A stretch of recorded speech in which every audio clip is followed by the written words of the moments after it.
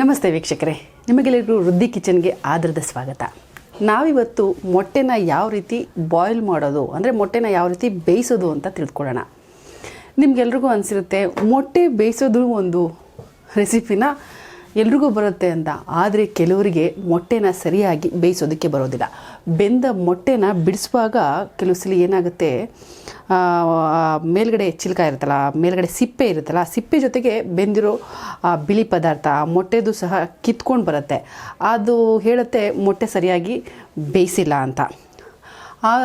ಅದ್ರ ಜೊತೆಗೆ ಇನ್ನು ಕೆಲವರಿಗೆ ಮೊಟ್ಟೆ ಬೆಂದಿದೆಯೋ ಬೆಂದಿಲ್ವೋ ಅಂತ 20 ನಿಮಿಷ, ಅರ್ಧ ಗಂಟೆ ಹೀಗೆ ಎಷ್ಟೊತ್ತಾಗುತ್ತೋ ಅಷ್ಟೊತ್ತು ಬೇಯಿಸ್ತಾ ಇರೋದು, ಕುಟ್ಟು ನೋಡೋದು, ಈ ರೀತಿ ಎಲ್ಲ ಮಾಡ್ತಾ ಇರ್ತಾರೆ. ಇದೆಲ್ಲವೂ ಬೇಡ. ಕೇವಲ ಸಿಂಪಲ್ಲಾಗಿ ಯಾವ ರೀತಿ ಮೊಟ್ಟೆನ ಬೇಯಿಸ್ಕೋಬೋದು. ಹಾಗೆ ಮೊಟ್ಟೆನ ಜಾಸ್ತಿ ನೀವು ಬೇಯಿಸಿದ್ರೆ ಏನಾಗುತ್ತೆ ಅಂತಂದರೆ, ಮೊಟ್ಟೆ ಒಳಗಡೆ ಇರೋವಂಥ ಹಳದಿ ಭಂಡಾರ ಇದೆಯಲ್ಲ, ಅದ್ರ ಸುತ್ತ ಕಂದು ಬಣ್ಣದ ಲೇಯರ್ ಬಂದ್ಬಿಟ್ಟಿರುತ್ತೆ. ಅದೇನಾದರೂ ಆ ಕಂದು ಬಣ್ಣ ಬಂದ್ಬಿಟ್ಟು ಜಾಸ್ತಿ ಅದಾಯಿತು ಅಂದರೆ, ಆ ಕಂದು ಬಣ್ಣನೇ ಅದ್ರದ್ದು ಪ್ರಮಾಣ ಜಾಸ್ತಿ ಆಯಿತು ಅಂತಂದರೆ, ಅದು ಹಳದಿ ಭಂಡಾರ ತಿನ್ನುವಾಗ ಚೂಯಿ ಥರ ಇರುತ್ತೆ, ಅಂದರೆ ರಬ್ಬರ್ ಥರ ಆಗಿಬಿಡುತ್ತೆ. ಅದು ಸರಿಯಾದ ಮೊಟ್ಟೆ ಬೇಯಿಸೋ ಕ್ರಮ ಅಲ್ಲ. ಈ ಮೊಟ್ಟೆ ಬೇಯಿಸಿದಾಗ ಆ ಹಳದಿ ಭಂಡಾರ ಹಳದಿಯಾಗೇ ಇರಬೇಕು, ಆಗ ಅದು ಬೆಣ್ಣೆ ಥರ ಇರುತ್ತೆ. ಈ ರೀತಿ ಯಾವ ರೀತಿ ಬೇಯಿಸೋದು, ಇದು ಎಷ್ಟು ಟೈಮಿಂಗ್ಸ್ ಇಡಬೇಕು, ಇದಕ್ಕೇನಾದರೂ ನಾವು ಲೆಕ್ಕ ಹಾಕೋಬೇಕಾ, ಇದು ಯಾವ ಪದ್ಧತಿನೂ ಇಲ್ಲ. ಸಿಂಪಲ್ಲಾಗಿ ಆ ರೀತಿ ಒಳ್ಳೆ ರೀತಿಯಲ್ಲಿ ಮೊಟ್ಟೆಯನ್ನು ಬೇಯಿಸ್ಕೋಬೋದು. ಅದು ಯಾವ ರೀತಿ ಅಂತ ನಾನಿವತ್ತು ಹೇಳ್ಕೊಡ್ತೀನಿ. ಬನ್ನಿ ನೋಡೋಣ ಅದು ಹೇಗೆ ಅಂತ. ಮೊದಲಿಗೆ ನೀವೇನು ಮಾಡಬೇಕು, ಮೊಟ್ಟೆ ಮುಳುಗುವಷ್ಟು ನೀರು ಹಾಕಬೇಕು.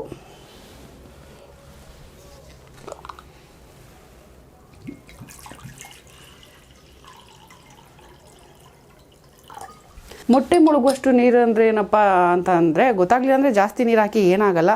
ಅಥವಾ ಒಂದು ಮೊಟ್ಟೆನ ಬಿಟ್ಟು ನೋಡಿ, ಅದು ಪೂರ್ತಿಯಾಗಿ ಮುಳುಗಬೇಕು. ಮೇಲ್ಗಡೆ ಒಂದು ಚೂರು ಅದ್ರ ಖಾಲಿ ನೀರಿಲ್ದಿರೋ ಥರ ಕಾಣಿಸ್ಬಾರ್ದು. ಆದಷ್ಟು ಮೊಟ್ಟೆ ಮುಳುಗೋ ಥರನೇ ಹಾಕಬೇಕು. ಕುದಿ ಬಂದಾಗ ಕುದಿಯುತ್ತೆ ಇದೆಲ್ಲ ಅಲ್ಲ, ಮೊಟ್ಟೆ ಮುಳುಗೋ ಥರ ನೋಡಿ. ಈಗ ಪೂರ್ತಿ ಮುಳುಗಿದೆ ಮೊಟ್ಟೆ.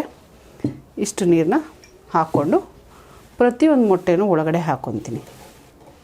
ಈ ಮೊಟ್ಟೆ ಚೆನ್ನಾಗಿದೆಯೋ ಚೆನ್ನಾಗಿಲ್ವೋ ಅಂತ ನೋಡೋದಕ್ಕೂ ಅಷ್ಟೇ. ಈ ಮೊಟ್ಟೆ ಬಿಟ್ಟಾಗ ಅದು ಸೀದಾ ಒಳಗಡೆ ಹೋಯಿತು ಅಂದರೆ, ತಳಕ್ಕೆ ಕೂತಿದೆ ಅಂತಂದರೆ ಮೊಟ್ಟೆ ಫ್ರೆಶ್ ಆಗಿದೆ ಅಂತ ಅರ್ಥ.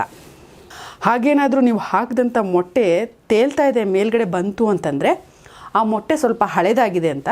ಆ ಮೊಟ್ಟೆನ ಯಾವುದೇ ಕಾರಣಕ್ಕೂ ಬಾಯ್ಲಿಂಗ್ ಮಾಡಿ ಬಳಸಬೇಡಿ, ಅದನ್ನು ಬೇಯಿಸ್ಕೊಂಡು ತಿನ್ನಬೇಡಿ. ಆವಾಗ ಒಂದು ಸ್ವಲ್ಪ ಬೇರೆ ಥರ ಟೇಸ್ಟ್ ಕೊಡುತ್ತೆ, ಚೆನ್ನಾಗಿರೋದಿಲ್ಲ. ಆ ರೀತಿ ತೇಲುವಂಥ ಮೊಟ್ಟೆನ ಆಮ್ಲೆಟ್ ಮಾಡ್ಕೊಂಡು ತಿನ್ನಿ, ಯಾವುದೇ ಕಾರಣಕ್ಕೂ ಬೇಯಿಸ್ಕೊಂಡು ತಿನ್ನೋದಕ್ಕೆ ಹೋಗಬೇಡಿ. ಸ್ಮೆಲ್ ಚೆನ್ನಾಗಿರಲ್ಲ ಅದು. ಹಾಗಂತ ಕೆಟ್ಟೋಗಿರೋ ಮೊಟ್ಟೆ ತಿನ್ನಿ ಅಂತ ಹೇಳಿಲ್ಲ. ಪೂರ್ತಿ ಮೇಲೆಲ್ಲ ಕಪ್ಪು ಬಂದುಬಿಟ್ಟು ಕೆಟ್ಟೋಗ್ಬಿಟ್ಟಿರುತ್ತೆ, ಆ ಮೊಟ್ಟೆನ ಆಮ್ಲೆಟ್ ಮಾಡ್ಕೊಳಕ್ಕೆ ಹೋಗ್ಬೇಡಿ. ಯಾಕಂದರೆ ಹೊಡೆದಾಗ ನಿಮಗೆ ಗೊತ್ತಾಗುತ್ತೆ ಅದರೊಳಗಡೆ ಹೇಗಿರುತ್ತೆ ಅಂತ. ಈ ತಳಭಾಗದಲ್ಲಿ ಉಳ್ಕೊಳ್ಳುತ್ತಲ್ಲ, ಆ ಮೊಟ್ಟೆಗಳನ್ನು ಮಾತ್ರ ಬೇಯಿಸ್ಕೊಳ್ಳಿ.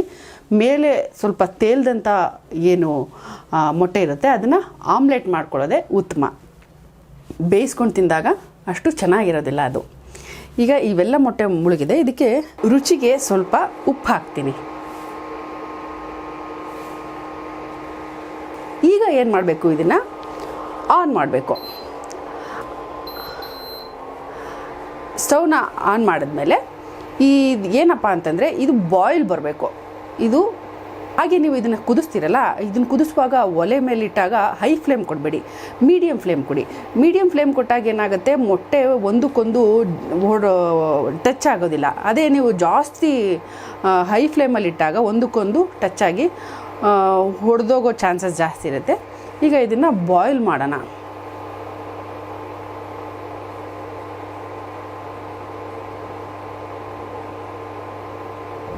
ಇದೇನಿದು ನಾವು ಬೇಯಿಸೋ ಥರನೇ ಬೇಯಿಸ್ತಾ ಇದ್ದಾರೆ ಅಂತ ಅನ್ಕೋತಾ ಇರ್ಬೋದು. ಸ್ವಲ್ಪ ಗಮನಿಸಿ ಯಾವ ಥರ ಆಗುತ್ತೆ ಅಂತ.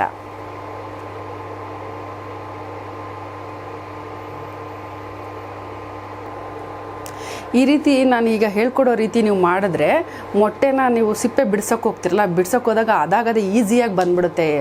ಒಂದೊಂದು ಹಿಂಗೆ ಒಂದೊಂದು ಸಿಪ್ಪೆನೂ ಮೊಟ್ಟೆ ಮತ್ತು ಮೇಲ್ಗಡೆ ಸಿಪ್ಪೆಯಿಂದ ಬಿಡಿಸೋದಕ್ಕೆ ಸಮಸ್ಯೆನೇ ಇಲ್ಲ. ಒಂದ್ಸಲಿ ಹಿಂಗೆ ಬಿಚ್ಚಿದ ತಕ್ಷಣ ಈಸಿಯಾಗಿ ಬಂದ್ಬಿಡುತ್ತೆ. ಈ ರೀತಿ ಮಾಡಿ ನೋಡಿ ನೀವು. ಹಾಗೆ ತುಂಬ ಸುಲಭನೂ ಸಹ. ಇದನ್ನು ಜಾಸ್ತಿ ಹೊತ್ತು ಯಾಕೆ ಒಂದ್ಸಲಿ ನೋಡಿ ಹೇಗಿರುತ್ತೆ ಅಂತ. ಯಾರು ಬೇಕಾದರೂ ಈ ಥರ ಮೊಟ್ಟೆನ ಈಸಿಯಾಗಿ ಬೇಯಿಸ್ಬೋದು. ಮೊಟ್ಟೆ ಬೇಯಿಸೋಕ್ಕೆ ಬರದೇ ಇರೋರು ಬೇಯಿಸ್ಬಿಡ್ಬೋದು ಈ ಥರ. ನೋಡಿ ಈಗ ಬಾಯ್ಲ್ ಆಗ್ತಾ ಇದೆ.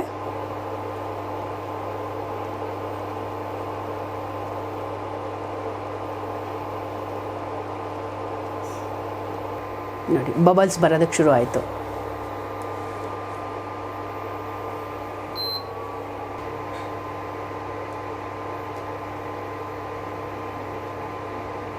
ಇದು ತೀರಾ ಸಿಂಪಲ್ ಮೆಥಡು. ಯಾರು ಬೇಕಾದರೂ ಮೊಟ್ಟೆನ ಬೇಯಿಸ್ಬಿಡ್ಬೋದು. ನಮಗೆ ಇದಕ್ಕೆ ಈಗ ಬಂದಿರೋಂಥ ಈ ಎಲೆಕ್ಟ್ರಿಕಲ್ ಎಗ್ ಬಾಯ್ಲರ್ ಇದೆಯಲ್ಲ, ಅದರಲ್ಲೂ ಕೆಲವು ಸಲ ಹಬೇಲಿಟ್ಟಾಗ ಬೆಂದಿದೆಯೋ ಬೆಂದಿಲ್ವೋ ಅಂತ ಹೊಡೆದು ನೋಡಿದಾಗ ಅದರಲ್ಲೂ ಸಮಸ್ಯೆ ಇದೆ. ನಾನು ಹೇಳ್ಕೊಡೋ ಈ ಮೊಟ್ಟೆ ಬೇಯಿಸೋ ವಿಧಾನ ಇದೆಯಲ್ಲ, ಈ ರೀತಿ ಮಾಡಿ ನೋಡಿದಾಗ ನಿಮ್ಗೆ ಸಮಸ್ಯೆನೇ ಇಲ್ಲ. ಮೊಟ್ಟೆ 100% ಪಕ್ಕ ಚೆನ್ನಾಗಿ ಬೆಂದಿರುತ್ತೆ. ಓವರ್ ಬಾಯ್ಲು ಸಹ ಆಗಿರಲ್ಲ. ತಿನ್ನೋದಕ್ಕೂ ಆವಾಗ ಟೇಸ್ಟ್ ಚೆನ್ನಾಗಿರುತ್ತೆ. ಜಾಸ್ತಿ ಓವರ್ ಬಾಯ್ಲ್ ಆದಾಗ ಮೊಟ್ಟೆ ಬಿಳಿ ಪದ್ರ ಆಗಿರ್ಬೋದು ಅಥವಾ ಹಳದಿ ಭಂಡಾರ ಆಗಿರ್ಬೋದು, ಯಾವುದು ಚುಯಿ ಥರ ಇರಲ್ಲ, ಯಾವುದು ರಬ್ಬರ್ ಥರ ಅನಿಸೋದಿಲ್ಲ. ತಿನ್ನೋದಕ್ಕೆ ಖುಷಿ ಆಗುತ್ತೆ, ಸಿಹಿ ಸಿಹಿ ಥರ ಇರುತ್ತೆ. ಒಂದು ಜ್ಞಾಪಕ ಇರಲಿ, ನಾನಿವಾಗ ನೀರು ತಣ್ಣಗಿದ್ದಾಗಲೇ ಮೊಟ್ಟೆನ ಹಾಕಿರೋದು. ಅಂದರೆ ನೀರು ಹಾಕ್ಕೊಂಡು ಮೊಟ್ಟೆ ಹಾಕಿ ಉಪ್ಪು ಹಾಕ್ಬಿಟ್ಟು ಆಮೇಲೆ ಒಲೆ ಮೇಲಿಟ್ಟು ಒಂದು ಬಾಯ್ಲ್ ಬಾರಿಸ್ತಾ ಇದ್ದೀನಿ. ನೋಡಿ ಈಗ ಬಾಯ್ಲ್ ಆಗ್ತಾ ಇದೆ, ಅಂದರೆ ಬಬಲ್ಸ್ ಎಲ್ಲ ಬರ್ತಾ ಇದೆಯಲ್ಲ, ಈ ಸ್ಟೇಜಲ್ಲಿ ನೀವೇನು ಮಾಡಬೇಕು, ಸ್ಟವ್ ಆಫ್ ಮಾಡ್ಕೋಬೇಕು. ಅಂದರೆ ಈ ಬಾಯ್ಲಿಂಗ್ ವಾಟ್ರಲ್ಲೇ ಆಫ್ ಮಾಡಬೇಕು ನೀವೀಗ. ಜಾಸ್ತಿ ಕುದಿಸೋ ಅವಶ್ಯಕತೆ ಇಲ್ಲ. ಒಂದು ಸಲ ಈ ಥರ ಬಾಯ್ಲ್ ಆಯಿತು ಅಂತಂದಾಗ ಆಫ್ ಮಾಡ್ಕೊಳ್ಳಿ. ಆಫ್ ಮಾಡಿಕೊಂಡು ಸ್ಟವ್ ಮೇಲಿಡೋರು ಹಾಗೆ ಸ್ಟವ್ ಆಫ್ ಮಾಡ್ಕೋಬೋದು. ಇದನ್ನು ಪಕ್ಕಕ್ಕಿಟ್ಟು ಮುಚ್ಚಿಸ್ತೀನಿ. ಈಗ ಇದನ್ನು ಒಂದು 10ರಿಂದ 15 ನಿಮಿಷ ಹೀಗೆ ಮುಚ್ಚಿಬಿಟ್ಟು ಹಾಗೆ ಬಿಟ್ಬಿಡಬೇಕು. ನೀವೇನು ಮತ್ತೆ ಈಗ ಕುದಿಸೋ ಅವಶ್ಯಕತೆ ಇಲ್ಲ, ಏನೂ ಇಲ್ಲ. ಒಂದು 10ರಿಂದ 15 ನಿಮಿಷ. ಅದು ಹೇಗಪ್ಪ ಗೊತ್ತಾಗೋದು ಅಂದರೆ, ಈಗ ನೀವು ಓಪನ್ ಮಾಡಿದಾಗ ಕೈ ಹಾಕಿದಾಗ ಬಿಸಿ ನಿಮಗೆ ಕೈಗೆ ತಾಗಬಾರ್ದು, ತಣ್ಣಗಾಗಿರಬೇಕು ಆ ನೀರು. ಅಲ್ಲಿವರೆಗೂ ಹಾಗೆ ಬಿಟ್ಬಿಡಿ. ಮೊಟ್ಟೆ ಹಾಗೆ ಅದರೊಳಗಡೆ ಬೆಂದೋಗುತ್ತೆ. ಈಗ ನೋಡಿ, ಇದು 10 ನಿಮಿಷ 15 ನಿಮಿಷ ಆದಮೇಲೆ ತಣ್ಣಗಾಗಿದೆ. ಹೇಗೆ ಮುಟ್ಟು ನೋಡಿದಾಗ ನಿಮಗೆ ಬಿಸಿ ಇರಬಾರ್ದು. ಈಗ ಈ ಮೊಟ್ಟೆ ಬೆಂದಿದೆ. ಸ್ವಲ್ಪ ಬೆಚ್ಚಗಿದ್ರೂ ಮೊಟ್ಟೆ ಕರೆಕ್ಟಾಗಿ ಬೆಂದಿರುತ್ತೆ.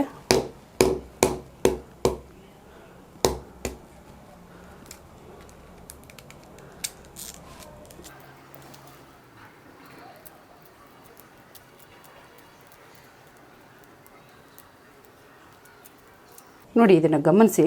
ಎಲ್ಲೂ ನಿಮಗೆ ಆ ಮೊಟ್ಟೆ ಪದರದ ಸಮೇತ ಕಿತ್ತು ಬರ್ತಾಯಿಲ್ಲ. ನೀಟಾಗಿ ಸಿಪ್ಪೆ ಬಂದ್ಬಿಡುತ್ತೆ. ನೋಡಿ, ನಾನು ಈ ಥರ ಹಿಡಿತಾ ಇದ್ದೀನಿ, ಹಾಗೂ ಸಿಪ್ಪೆ ಬರ್ತಾಯಿದೆ. ನಾನು ಉಗುರು ಬಳಸ್ತಾ ಇಲ್ಲ.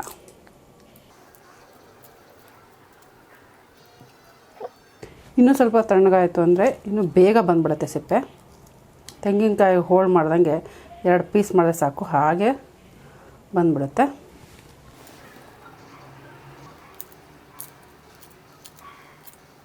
ನೀವು ಗಮನಿಸಿ, ನಾನು ಎಲ್ಲೂ ಉಗುರನ್ನೇ ಬಳಸ್ತಾ ಇಲ್ಲ, ಹಾಗೆ ಹಿಡಿತಾ ಇದ್ದೀನಿ. ಮೊಟ್ಟೆನ ನೀವು ಹಾಕುವಾಗ ಹೀಗೆ ಹಲ್ಲಾಡಿಸ್ಬಿಟ್ಟು ಹಾಕಿದ್ರೆ ಈ ಹಳದಿ ಇದೆಯಲ್ಲ, ಹಳದಿ ಭಂಡಾರ, ಅದು ಕರೆಕ್ಟಾಗಿ ಮಧ್ಯಕ್ಕೆ ಸೆಂಟ್ರಲ್ಲೇ ಇರುತ್ತೆ, ಸೈಡ್ಗೆಲ್ಲೂ ಬಂದಿರಲ್ಲ. ಅದನ್ನು ನೀವು ಮಾಡ್ಬೋದು, ಸೆಂಟ್ರಲ್ಲೇ ಬೇಕು ಅನ್ನೋರು. ಎಲ್ಲ ನೀಟಾಗಿ ಬೆಂದಿದೆ. ಅದನ್ನು ಮಾಡಿದೆ ಇದನ್ನು ಮಾಡಿದೆ ಏನಿಲ್ಲ. ಒಲೆ ಮೇಲೆ ಬೋಸಿ ಇಟ್ಟು ಮೊಟ್ಟೆ ಮುಳುಗೋಷ್ಟು ನೀರು ಹಾಕ್ಬಿಟ್ಟು, ಆಮೇಲೆ ರುಚಿಗೆ ಸ್ವಲ್ಪ ಉಪ್ಪು ಹಾಕ್ಬಿಟ್ಟು ಬಾಯ್ಲಿಂಗ್ ಬರೋ ತನಕ ಇಟ್ಟು ಮುಚ್ಚಿಬಿಟ್ಟು ಸ್ಟವ್ ಆರಿಸ್ಬಿಟ್ರೆ ಮುಗೀತು. ನಿಮಗೆ ಬೇಕು ಅಂದಾಗ ಅಂದರೆ 10-15 ನಿಮಿಷ ಬಿಟ್ಟು ತೆಗೆದು ಮೊಟ್ಟೆ ಬಿಡಿಸ್ಕೊಂಡ್ರೆ ಮೊಟ್ಟೆ ಚೆನ್ನಾಗಿ ಬೆಂದಿರುತ್ತೆ. ಪದರ ಯಾವುದೂ ಅಂಟ್ಕೊಳ್ಳೋದಿಲ್ಲ, ನೀಟಾಗಿ ಬಂದ್ಬಿಡುತ್ತೆ. ಇದು ಮೊಟ್ಟೆ ಬೇಯಿಸುವಂಥ ಹೊಸ ವಿಧಾನ. ಈ ರೀತಿ ಮೊಟ್ಟೆ ಬೇಯಿಸಿ ನೋಡಿ. ಈ ರೀತಿ ಬೇಯಿಸಿದಾಗ ನಿಮಗೆ ಅಷ್ಟೊತ್ತು ಬೇಯಿಸ್ಬೇಕು ಇಷ್ಟೊತ್ತು ಬೇಯಿಸ್ಬೇಕು ಅನ್ನೋ ಗೋಜೆ ಇರಲ್ಲ. ಫಟಾಫಟ್ ಅಂತ ಮೊಟ್ಟೆ ಬೇಯಿಸ್ಬಿಡ್ಬೋದು. ನೋಡಿ ಎಲ್ಲ ಮೊಟ್ಟೆಗಳು ನೀಟಾಗಿ ಬಂದಿದೆ. ಅದ್ರ ಜೊತೆಗೆ ನಿಮಗೆ ಇನ್ನೊಂದು ನಿಮಗೆ ಹೇಳಬೇಕಾಗಿರೋ ವಿಷಯ ಅದೇನಪ್ಪ ಅಂತಂದರೆ, ಈ ಮೊಟ್ಟೆನ ಬಿಡಿಸಿ ನೋಡಿದಾಗ ನೋಡಿ, ಈ ಬಿಡಿಸಿ ನೋಡಿದಾಗ ಇದ್ರದ್ದು ಪದರ ಇದೆ ನೋಡಿ, ಇದೆಯಲ್ಲ ಎಲ್ಲೋ ಇಶೆ ಇದೆ. ಈ ಎಲ್ಲೋ ಥರ ಇದ್ದಾಗ ನಿಮಗೆ ತಿನ್ನೋದಕ್ಕೆ ನೋಡಿ, ಗಮನಿಸಿ ಅದನ್ನು, ಎಲ್ಲೋ ಥರನೇ ಇದೆ. ಎಲ್ಲೂ ನಿಮಗೆ ಗ್ರೇ ಕಲರ್ ಬಂದಿಲ್ಲ. ಈ ಗ್ರೇ ಕಲರು ಬಂದಿಲ್ಲ ಅಂತಂದಾಗ ಮೊಟ್ಟೆ ಸರಿಯಾಗಿ ಬೆಂದಿದೆ ಅಂತ ಅರ್ಥ. ಈ ಮೊಟ್ಟೆ ಮೇಲೆ ಗ್ರೇ ಕಲರ್ ಬಂತು ಅಂದರೆ ಮೊಟ್ಟೆ ಓವರ್ ಬಾಯ್ಲ್ ಆಗಿದೆ ಅಂತ ಅರ್ಥ. ಸ್ವಲ್ಪ ಇದನ್ನು ತಿನ್ನುವಾಗ ಚೂಯಿನೆಸ್ ಬರುತ್ತೆ, ಅಂದರೆ ರಬ್ಬರ್ ಥರ ಅನಿಸುತ್ತೆ. ಈ ರೀತಿ ಎಲ್ಲೋ ಬಂದಿದೆ ಅಂತಂದರೆ ಮೊಟ್ಟೆ ಪರ್ಫೆಕ್ಟಾಗಿ ಬೆಂದಿದೆ ಅಂತ ಅರ್ಥ. ಒಂದ್ಸಲಿ ನೀವು ಸಹ ಮಾಡಿ ನೋಡಿ ಈ ಪರ್ಫೆಕ್ಟಾಗಿ ಯಾವ ರೀತಿ ಇರುತ್ತೆ ಅಂತ. ಅದ್ರ ಜೊತೆಗೆ ಇದು ಇದೆಯಲ್ಲ, ಇದು ಅಷ್ಟೇ ಎಷ್ಟು ಮೃದುವಾಗಿರುತ್ತೆ. ಈ ರೀತಿ ಬೇಯಿಸ್ಕೊಂಡಾಗ ಇದೊಂದೇ ತಿನ್ನೋದಕ್ಕೆ ಬೆಣ್ಣೆ ಥರ ಇರೋದಿಲ್ಲ, ಇದು ಸಹ ಅಷ್ಟೇ ಮೃದುವಾಗಿರುತ್ತೆ. ಒಮ್ಮೆ ಮಾಡಿ ನೋಡಿ ಹೇಗಿತ್ತು ಅಂತ ತಿಳಿಸಿ. ಯಾವುದೇ ಕಾರಣಕ್ಕೂ ಮಿಸ್ ಆಗಲ್ಲ. ಯಾರೇ ಮಾಡಿದ್ರೂ ಸಹ ಇದೇ ಥರ ಮೊಟ್ಟೆ ಬರುತ್ತೆ. ಇದೇ ಥರ ಗ್ರೇ ಕಲರ್ ಇಲ್ಲದೆ ಇರುವಂತಹ ಹಳದಿ ಭಂಡಾರ ಸಿಗುತ್ತೆ. ಚೂಯಿನೆಸ್ ಇರಲ್ಲ. ಪರ್ಫೆಕ್ಟಾಗಿ ಮೊಟ್ಟೆನ ನೀವು ನಿಮ್ಮ ಮನೇಲಿ ಬೇಯಿಸ್ಕೋಬೋದು. ನಾನು ಮಾಡಿರೋ ಈ ಮೊಟ್ಟೆ ಬೇಯಿಸಿರೋ ಅಡುಗೆ ನಿಮಗೆ ಇಷ್ಟ ಆಯಿತು ಅಂದರೆ ತಪ್ಪದೆ ಲೈಕ್ ಮಾಡಿ. ಹಾಗೆ ನಿಮ್ಮ ಅನಿಸಿಕೆ ಅಭಿಪ್ರಾಯಗಳನ್ನು ಕಾಮೆಂಟ್ ಮೂಲಕ ತಿಳಿಸಿ. ಹಾಗೆ ನೀವೇನಾದರೂ ನಮ್ಮ ವೃದ್ಧಿ ಕಿಚನ್ನ ಸಬ್ಸ್ಕ್ರೈಬ್ ಆಗಿಲ್ಲ ಅಂತ ಹೇಳಿದ್ರೆ ಕೆಳಗೆ ಕಾಣುವಂಥ ಸಬ್ಸ್ಕ್ರೈಬ್ ಬಟನನ್ನು ಒತ್ತಿ ಸಬ್ಸ್ಕ್ರೈಬ್ ಮಾಡ್ಕೊಳ್ಳಿ. ನಾವು ನಿಮಗೆ ಒಳ್ಳೊಳ್ಳೆ ಅಡುಗೆಗಳನ್ನು ಆಗಿಂದಾಗೆ ತೋರಿಸ್ತಾ ಇರ್ತೀವಿ. ಈ ರೀತಿ ಹೊಸ ಹೊಸ ಟಿಪ್ಸ್ಗಳು, ಹೊಸ ಹೊಸ ಅಡುಗೆಗಳನ್ನು ಸಹ ನಿಮಗೆ ಮುಟ್ಟಿಸ್ತೇವೆ. ಮತ್ತೆ ಒಂದು ಹೊಸ ಅಡುಗೆಯೊಂದಿಗೆ ನಾನು ನಿಮ್ಮನ್ನು ಭೇಟಿ ಆಗ್ತೀನಿ. ನಮಸ್ಕಾರ.